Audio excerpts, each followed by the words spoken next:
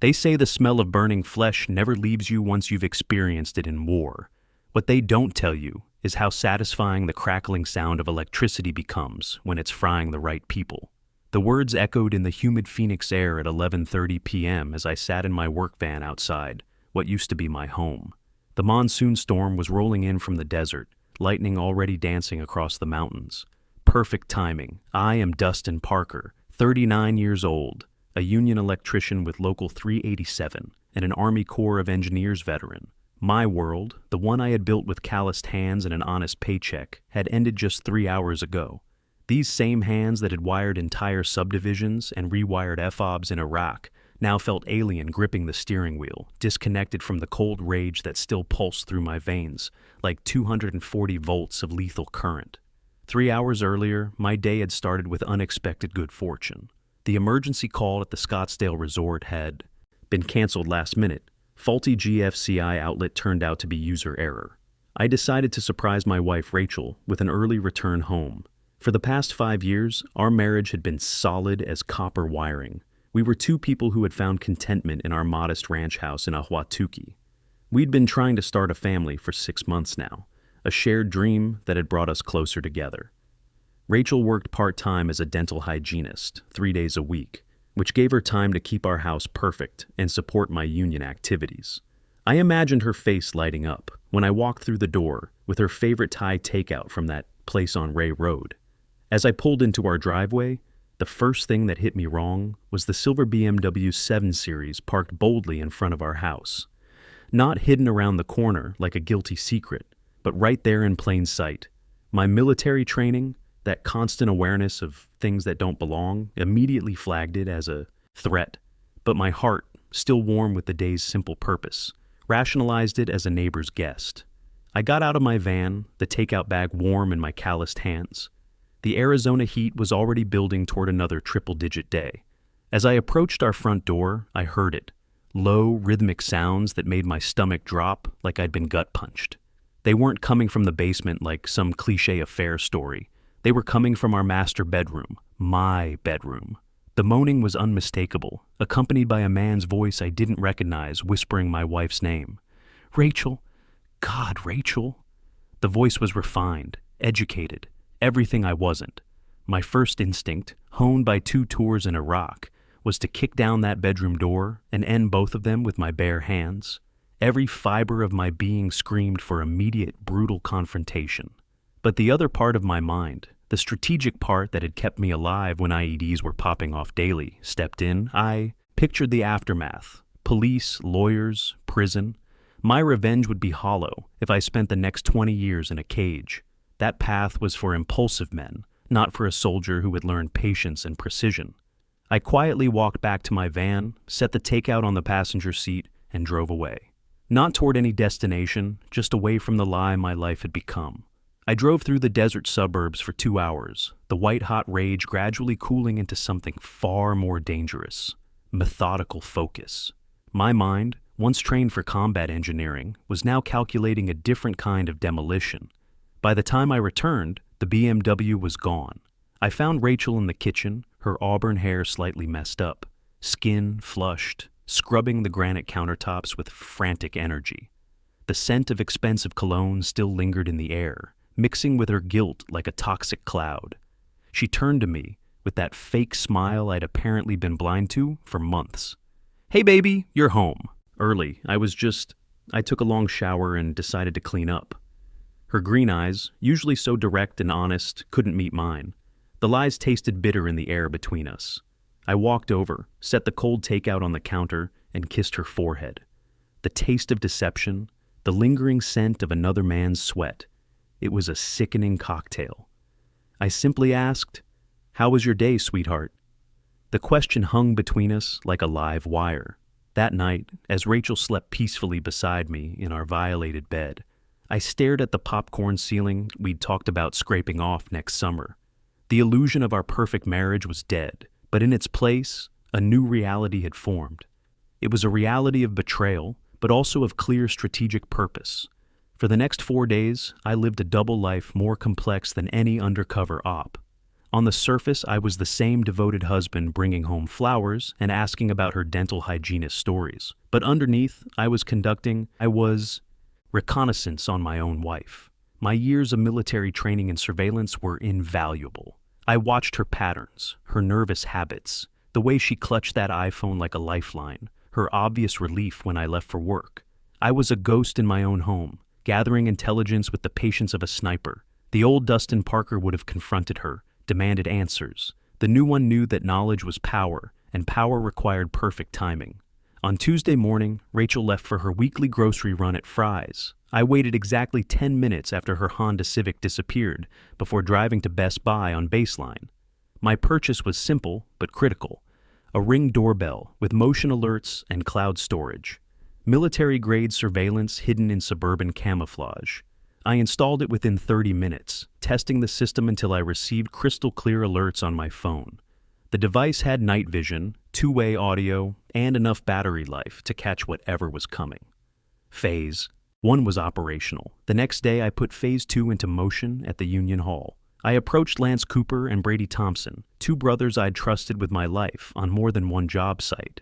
Lance, a thick-bodied lineman with kind eyes, had gone through a brutal divorce when his ex cheated with her yoga instructor. Brady, a younger guy who'd lost half his pension to a cheating wife, understood betrayal at a cellular level. We met in the break room over coffee and donuts, our voices low beneath the hum of the AC. I didn't reveal my plan, just the essential truth. Boys, I found out Rachel's been unfaithful. I'm working out what to do about it, but I might need some witnesses to my whereabouts in the coming days. I need to be very visible here. The brotherhood of union men who've been screwed over runs deeper than blood. There was no hesitation, no judgment, just grim understanding. "You got it, brother," Lance said, his jaw tight. "We'll be your shadows," Brady added, cracking his knuckles. We established a simple system. I would make sure to be highly visible during my shifts, engaging in conversations, asking for help with complex jobs, making sure my presence was noted and remembered. Lance and Brady would pay special attention, ready to vouch for every minute if anyone came asking. This was layer 1 of my alibi. For the rest of the week, life with Rachel continued under a facade of marital bliss. We talked about baby names, planned a weekend trip to Sedona, maintained the illusion of a loving couple. But beneath the surface, I was cataloging every detail of her deception. I noticed more signs now that I was looking: how she angled her phone away from me, her eagerness for me to pick up overtime, subtle changes in our intimacy. Each observation fueled my resolve and refined my emerging plan. I was no longer a victim. I was an operator, and she was the target. The breakthrough came on Friday during my lunch break. My phone buzzed. With a ring alert, motion detected at front door, 2:17 p.m. I stepped outside the Union Hall and accessed the live feed. What I saw confirmed every suspicion and validated every ounce of patience. A silver BMW was pulling into my driveway, not hiding, not sneaking, but parking like he owned the place. The man who got out was everything I'd expected: tall, well-dressed, expensive watch catching the sunlight.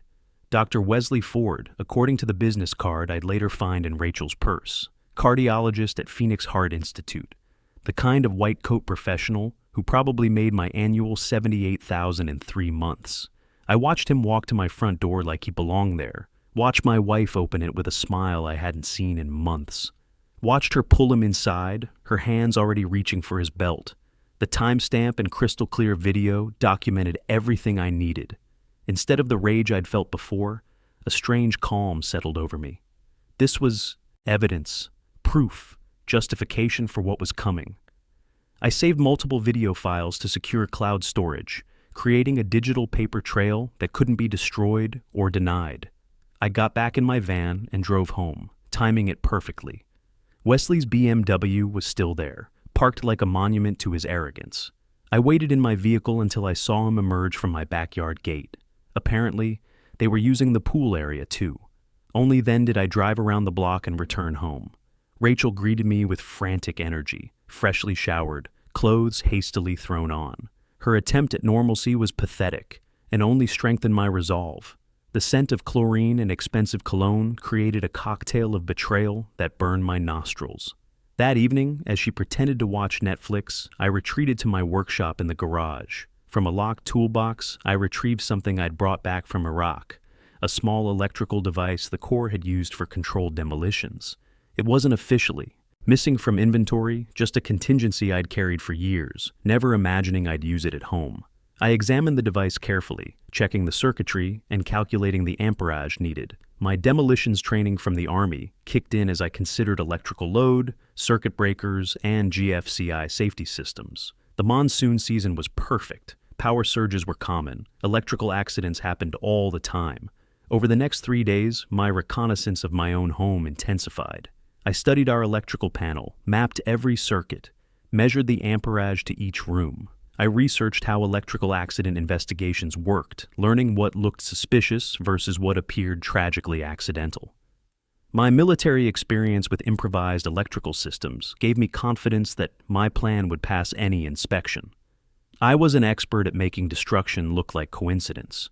The beauty of electricity is its unpredictability. During a desert storm, anything could happen. I also meticulously prepared my alibi. The monthly union meeting was scheduled for next Tuesday evening, the same night the weather service predicted severe thunderstorms. Perfect synchronicity.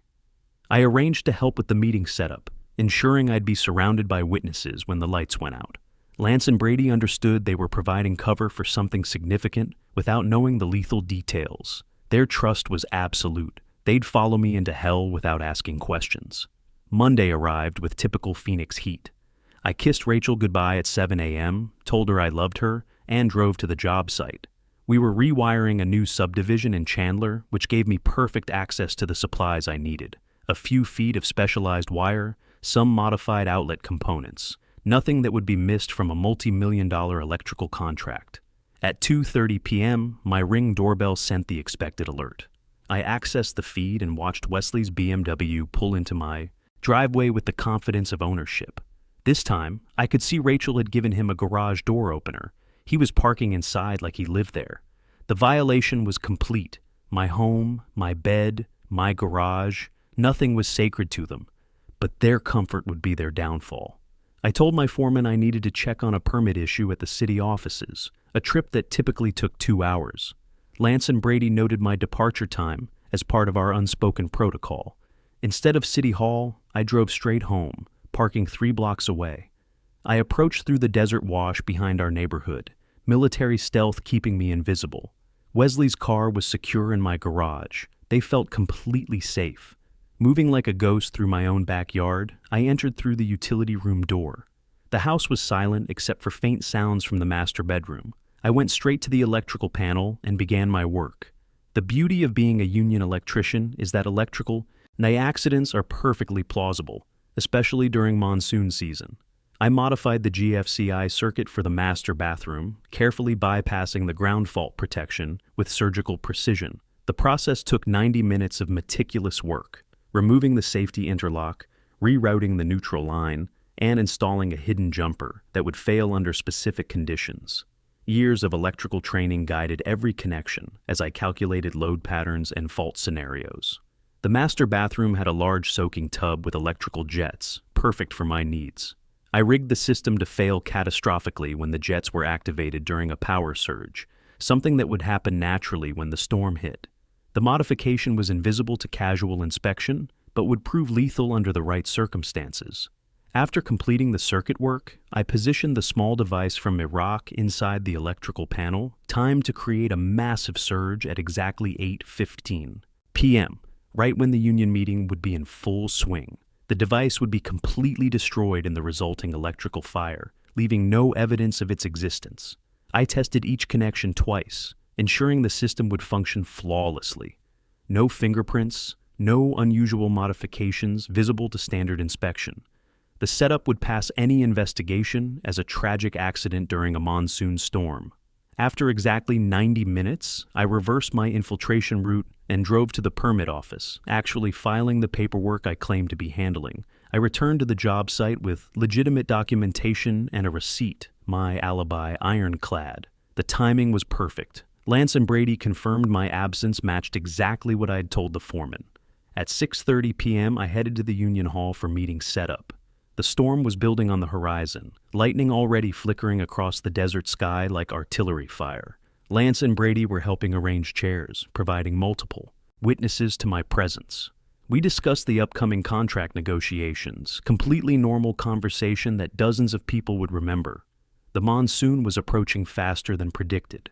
By 7:30, the first drops were hitting the pavement, and the electrical charges in the air were making everyone's hair stand on end. Perfect conditions for what was coming. At 8:10 p.m., as I stood at the podium discussing safety protocols with 43 union members surrounding me, my phone buzzed with an emergency alert from my security system. Power outage detected, 8:15 p.m. I glanced at the message, then looked up at my brothers, who were hanging on every word about OSHA compliance. The timing was flawless. 5 minutes later, my phone rang. Phoenix Fire Department. Acting confused and increasingly panicked, I took the call in front of everyone. "Mr. Parker, this is Fire Chief Rodriguez. There's been a severe electrical fire at your residence during the storm. You need to come. Immediately." My performance was Oscar-worthy. Shock, denial, desperate questions about Rachel's safety. "What do you mean, electrical fire? Is my wife okay? She should be at book club." The genuine concern in my voice convinced everyone present. Lance and Brady insisted on driving me to the scene, where I found my home partially burned, emergency vehicles everywhere, electrical crews working to isolate the power grid from the storm damage. I broke down convincingly, screaming Rachel's name and trying to run toward the smoking structure before firefighters restrained me. My neighbors who had gathered to watch the tragedy comforted me, and my grief appeared absolutely genuine to everyone present. The electrical fire had been contained to the master bedroom and bathroom area, but the damage was catastrophic. The monsoon had created perfect conditions. Power surges, downed lines, and emergency responders stretched thin across the city dealing with storm-related incidents. When investigators found 2 bodies in the bathroom area, my reaction was perfect.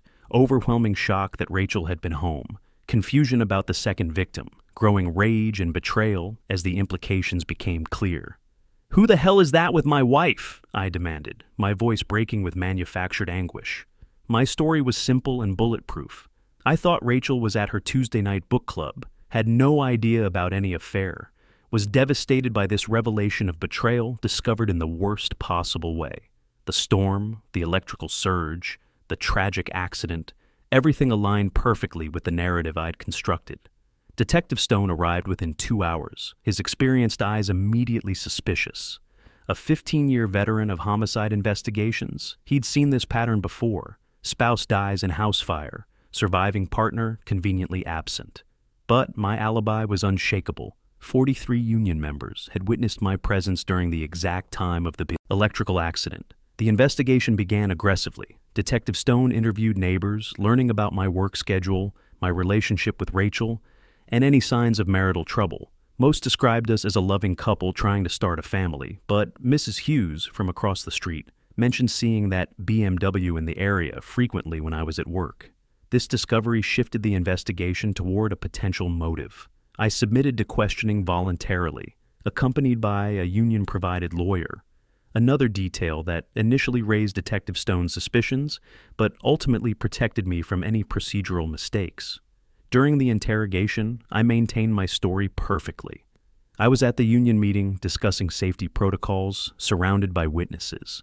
The timeline was ironclad. 43 men could vouch for every minute. When confronted about Wesley's identity and possible relationship with Rachel, I expressed shocked betrayal. "You're telling me my wife was cheating?" I asked, my voice breaking convincingly. "With a doctor? In our home?" The performance was flawless. A working man discovering his wife's betrayal with a wealthy professional, adding class warfare to the emotional devastation. The technical investigation ran parallel to the interrogation. Fire marshals examined the blast pattern and determined the explosion originated from an electrical fault in the master bathroom.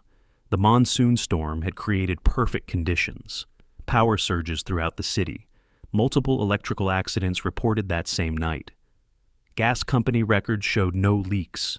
The electrical system showed signs of storm damage consistent with power surges during severe weather. The modified GFCI circuit appeared to be storm-related failure, exactly as I designed it. Medical examiner findings indicated both victims died from electrocution and subsequent burns. The electrical device from Iraq had been completely destroyed, its components, scattered and melted beyond recognition. To investigators, it looked like tragic consequences of an old electrical system overwhelmed by monsoon conditions. Detective Stone's case began to weaken when he interviewed my union brothers. Lance and Brady provided detailed testimony about my presence at the hall, my normal demeanor, my shocked reaction to the fire department's phone call. They described how I'd been discussing safety protocols at the exact moment of the accident. Dustin was standing right there talking about electrical hazards, Lance testified. Ironic as hell, considering what happened to his house. Poor bastard had no idea his wife was screwing around. The breakthrough that sealed my innocence came when investigators recovered Rachel's phone and laptop from our home office safe. The devices had survived the fire and revealed extensive text messages and emails with Wesley documenting their affair in explicit detail. The evidence painted a clear picture that supported my narrative perfectly.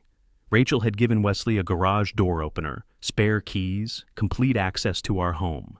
Text messages showed her actively inviting him over. "Coast is clear, Dustin working late tonight, come around 7. The violation was documented in their own words. After 3 weeks of intensive investigation, Detective Stone sat across from me one final time. He presented all the evidence, the affair, the timeline, the technical findings, and the witness statements. His weathered face showed the frustration of a cop who knew something was wrong but couldn't prove it. "Your wife was having an affair with Dr. Wesley Ford," he stated bluntly. "They were in your bathroom when an electrical surge during the storm caused a catastrophic system failure. You were at your union meeting with 43 witnesses. The physical evidence supports accidental death caused by storm-related electrical failure." He leaned forward, studying my face. "My gut tells me there's more to this story, but I can't prove it. The DA won't prosecute without evidence, and everything points to tragic coincidence. The case is being closed as accidental death by electrocution." My response was measured and perfect. Grief over Rachel's death, betrayal about discovering her affair, gratitude for Detective Stone's thorough investigation. "I appreciate everything you've done," I said, my voice heavy with manufactured sorrow. "At least now I know the truth about what she was doing behind my back." The detective's final words stayed with me. "Mr. Parker, if you ever want to talk about what really happened that night, my door's always open. Sometimes the truth finds a way out eventually." I thanked him for his service, shook his hand, and walked away a free man. The insurance investigation was far less intensive. With the police ruling accidental death, the insurance companies had no grounds to deny the claims. Rachel's life insurance policy paid out in full, along with the homeowner's coverage for fire damage. The union supported me throughout the ordeal. My brothers understood that I'd suffered a double betrayal, losing my wife and discovering her affair simultaneously. The working-class solidarity was genuine and protective. 6 months after the fire, with both investigations officially closed, I had all the money I needed to disappear completely. The insurance settlements totaled over $400,000. More than enough to start fresh somewhere new, far from the memories and associations of my former life. I put our suburban Phoenix house up for sale and began planning my exit strategy. The new Dustin Parker would emerge in a different city, with a different union, leaving behind the betrayed husband and embracing the role of widowed veteran starting over. 8 months later, I've relocated to Tucson and found work with Local 570 at better pay. The insurance settlements allowed me to start completely fresh, away from the memories and associations of my former life. I've bought a small house in the foothills and begun rebuilding as a widowed veteran rather than a betrayed husband. The nightmares that followed the fire have mostly faded. Sometimes I dream about Rachel, not the cheating wife, but the woman I married 6 years ago. I've made peace with the fact that both versions existed, and my love for one didn't excuse my justified response to the other. I've started dating again, meeting women who know only that I'm an electrician and veteran whose wife died in a house fire. I'm honest about my grief and slow healing process, which most find admirable rather than suspicious. The story of a man rebuilding after tragic loss actually enhances my dating prospects rather than hindering them. The widower narrative works perfectly. Women see me as someone who loved deeply, suffered loss, and is courageously moving forward. They have no idea about the calculating precision that created my freedom, My pain appears genuine because, in many ways, it is. I did love Rachel once before she chose to destroy us both. Lance and Brady call occasionally to check on me. They know they provided cover for something more significant than a simple divorce, but they've never pressed for details. The brotherhood of union men includes respecting each other's methods of handling betrayal. When they visit Tucson for work, we share beers and talk about contracts, never about that storm night. "You seem good, brother," Lance told me last month. "Peaceful, like you finally got some closure." He was more right than he knew. The union welcomed me to Local 570 without question. My credentials were impeccable. My references from Phoenix praised my professionalism and character. The story of a widowed veteran starting over resonated with working men who understood loss and resilience. My new coworkers respect my past without prying into details. They know I lost my wife in an electrical fire, understand my expertise with safety systems, and appreciate my methodical approach to complex jobs. The irony isn't lost on me that I'm now the go-to guy for electrical safety training. On quiet desert evenings, I sit on my back patio, watching the sunset paint the Catalina Mountains orange and purple. The peace I feel isn't guilt or regret. It's the satisfaction of perfect execution. Rachel chose to betray our marriage vows and invite another man into our sacred space. Wesley chose to pursue a married woman in her own home. Both made decisions that disrespected my service to my country, my devotion to my wife, and my honest work supporting our life together. They treated me like a fool, a blue-collar husband too simple to notice their sophisticated affair. They underestimated a combat engineer's capacity for strategic thinking. In my mind, they received exactly what their choices deserved. Some people might call it murder, but I call it consequences. Justice sometimes requires an electrician's precision rather than a court's deliberation. The perfect storm gave me the perfect fresh start. The monsoon that night wasn't just weather, it was divine timing, the universe aligning to correct an injustice. Every detail fell into place like a perfectly wired circuit, each connection leading inevitably to the final result. I served my country honorably in war, wiring forward operating bases under enemy fire, keeping the lights on so my brothers could complete their missions.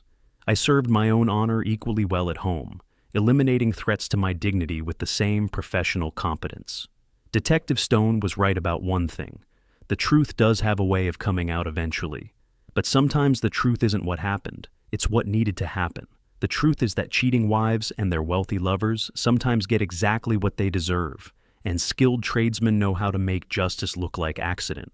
The truth is that some betrayals are so complete, so disrespectful, that they can only be answered with permanent solutions. The truth is that a man who can rewire a combat zone under fire can certainly handle two civilians who thought they were smarter than the electrician. I am finally at peace because I understand something that most people never learn. Justice isn't always legal, but it's always necessary. When the system fails to protect your honor, your home, your sacred trust, you become the system. When people treat you like you don't matter, you show them exactly how much you do matter.